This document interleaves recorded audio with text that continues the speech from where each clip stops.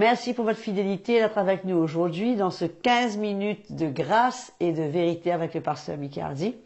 J'aimerais partager avec vous un chant, un cantique, très vieux cantique, que je vous encourage même de reprendre dans vos églises car ça nous rappelle le bon vieux temps quand nous avions rencontré Jésus.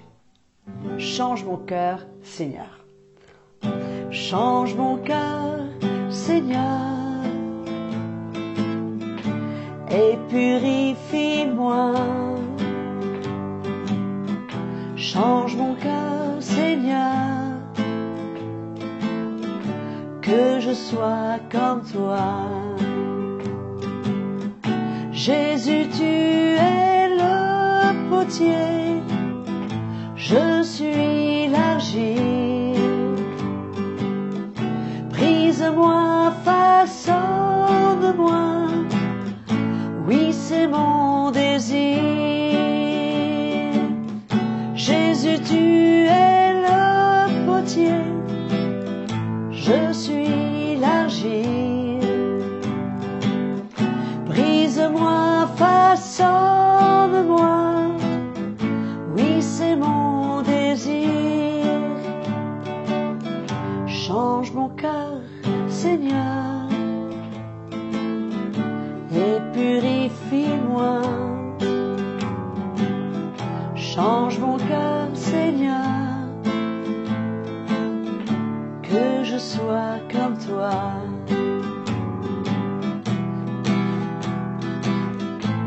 Alléluia, que je sois comme toi.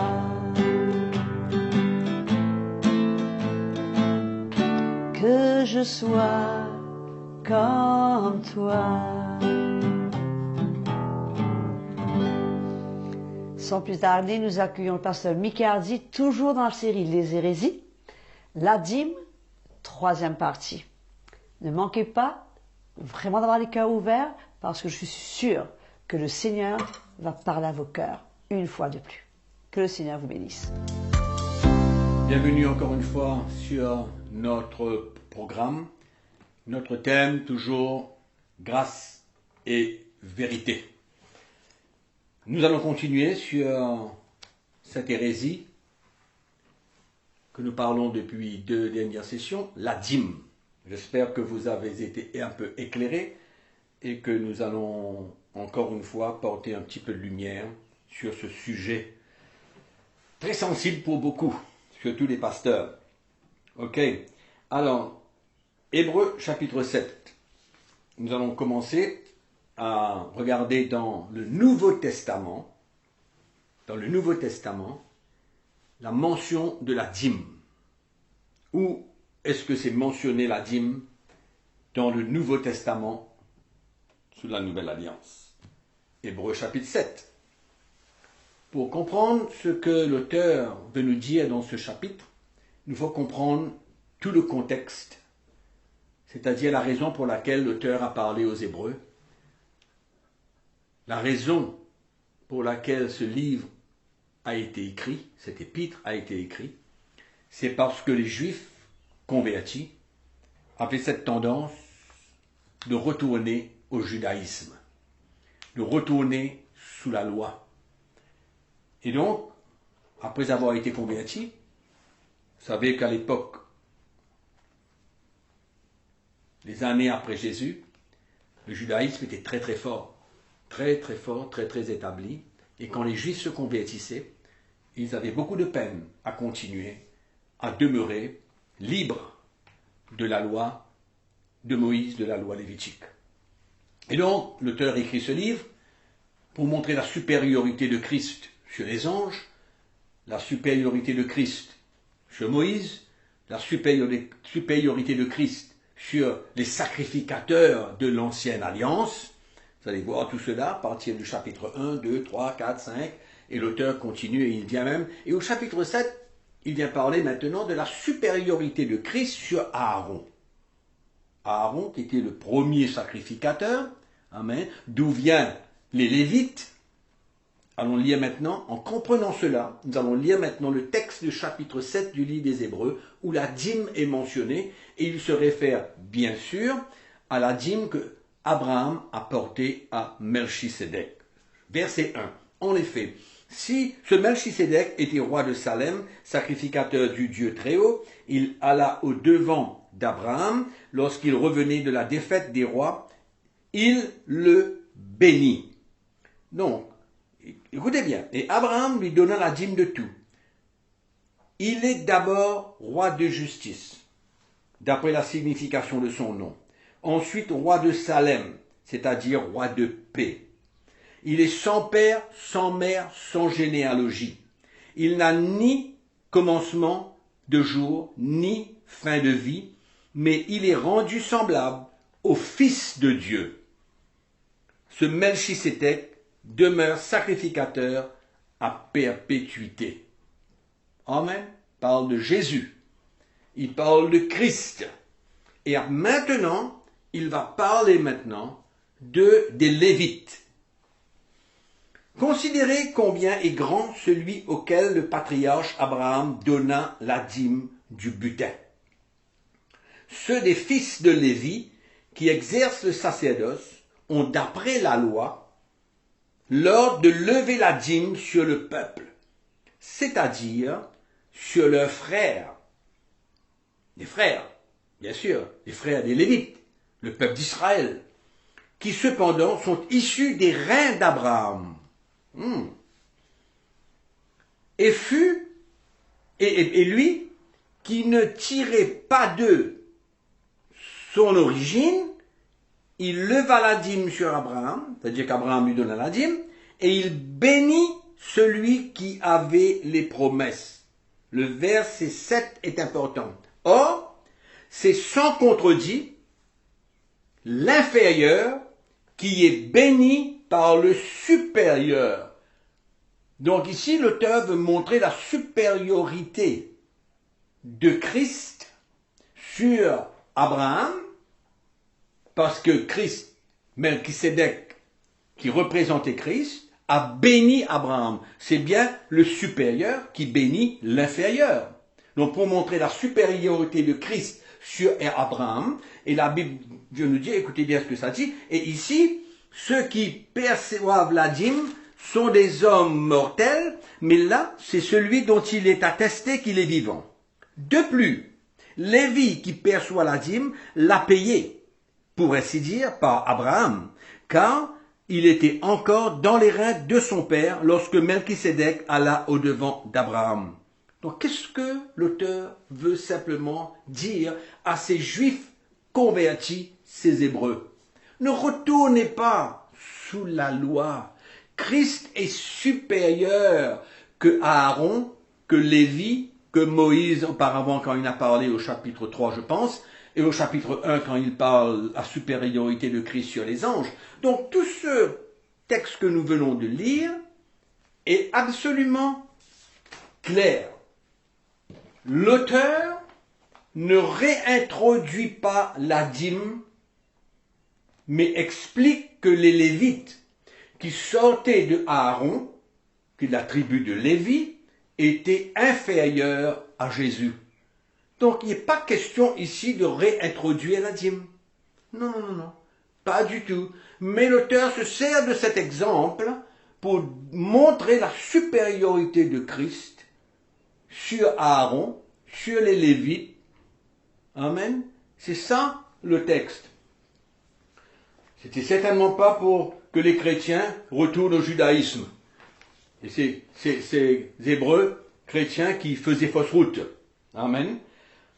Donc, maintenant nous allons essayer rapidement de parler de l'inutilité de l'ancienne alliance, de la loi lévitique.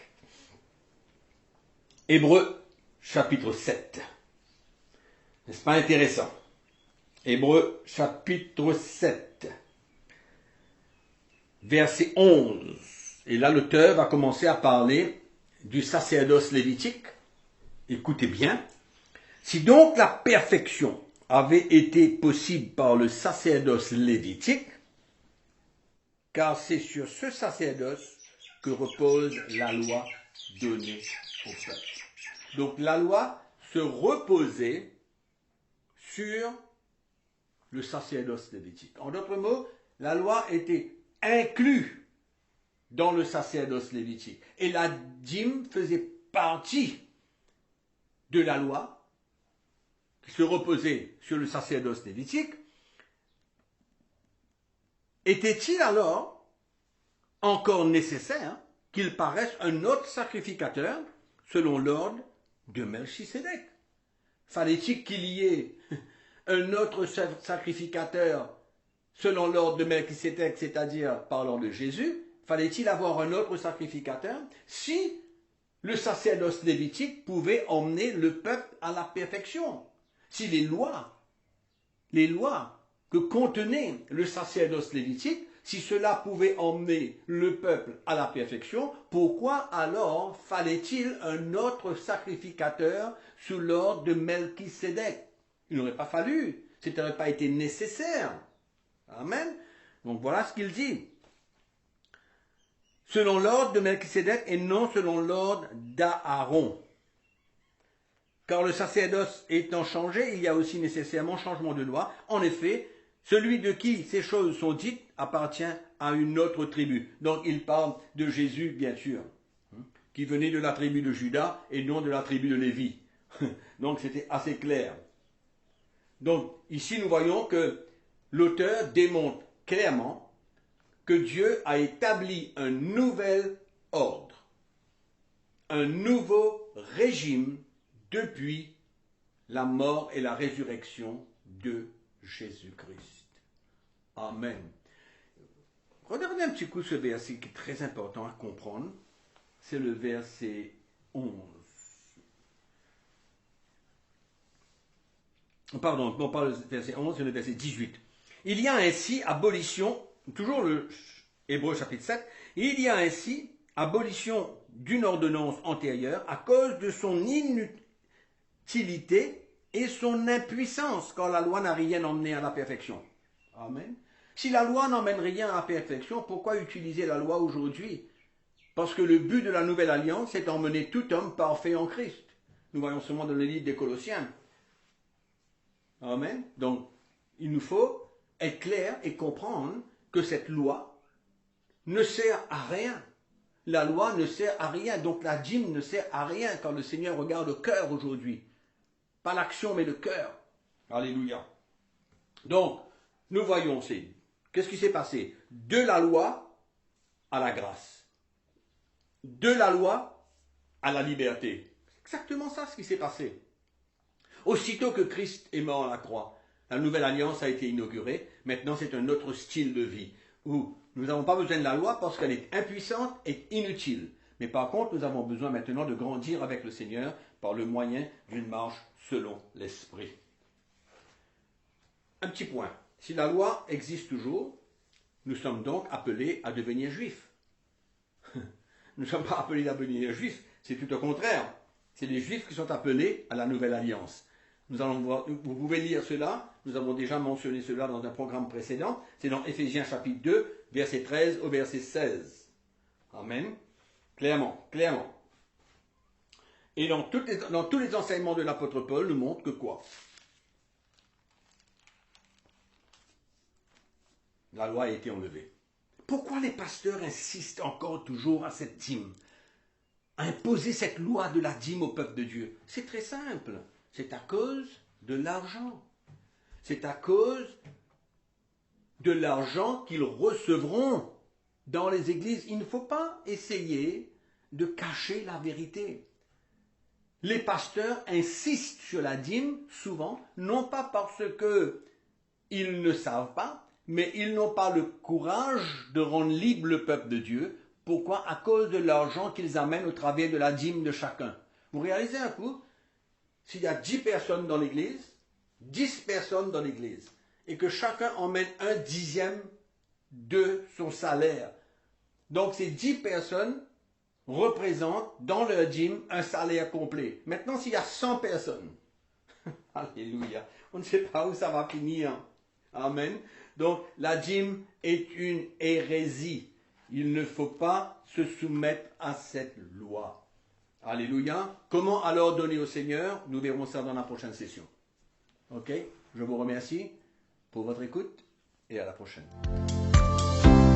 Voilà, nous sommes arrivés à la fin de ce 15 minutes de grâce et de vérité sur le thème les hérésies, la dîme, la troisième partie. Je vous encourage, mes frères et sœurs, car je suis sûre que ce message a su trouver votre cœur. C'est pour ça, abonnez-vous à notre chaîne CTMI. Assurez-vous de ne rien manquer de ce que le Seigneur a mis à part pour chacun de vous. Merci pour votre fidélité et continuez à nous écrire, à nous poser vos questions, à nous envoyer vos témoignages, puisque nous aussi nous avons besoin d'être encouragés et cela nous encourage vraiment. Soyez là sans faute pour le prochain épisode de 15 minutes de grâce et de vérité. Rassurez-vous, la dîme, c'est pas terminé. Le pasteur Mickey Hardy va de nouveau s'adresser à nous dans le thème les hérésies. Il va parler cette fois de comment donner. Donc, assurez-vous d'être là et entre-temps, continuez à servir Jésus et n'oubliez jamais que Jésus vous aime et que nous vous aimons.